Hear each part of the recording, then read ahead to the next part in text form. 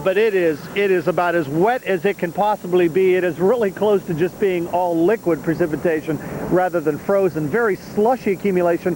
However, now that, of course, we've lost the heating of the day, it is sticking on some road surfaces. This is a paved parking lot behind me here, so you can see that the snow definitely has started to stick in this area. And on the main roads, of course, if they're well traveled, you're not going to get a lot of accumulation, but you are going to get a lot of slush.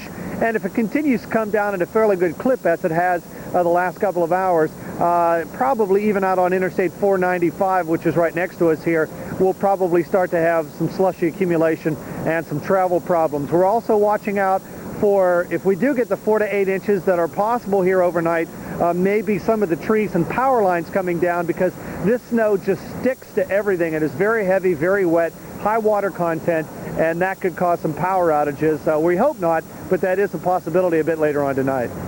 Well, we certainly hope that they don't get the power outages up there. But what about the sand trucks? Have you seen those out this evening trying to take care of the roads?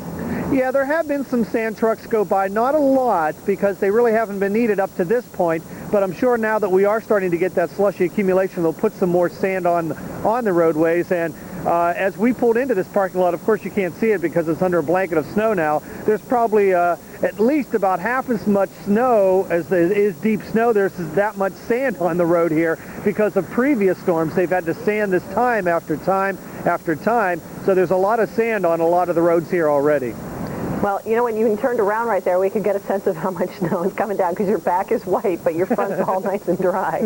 All right, Jeff, well, you go get dry and warm. We'll check in with you in another half hour and then let you get some rest. In the meantime, let's show you folks in New England and the Northeast how much you can expect in terms of snowfall through the evening hours tonight. Again, we mentioned there are winter storm warnings for sections of Connecticut, Massachusetts, northeastern, or I should say southeastern New Hampshire and parts of Maine. We're going to see generally a 4 to 8 inch snowfall accumulation for you guys in Boston, also New York City, again around Nassau and Suffolk counties and around the Boston area. Snow advisories, there's only 1 to 2 inches of snowfall is anticipated as a general rule, but some of those grassier areas may see some heavier accumulations.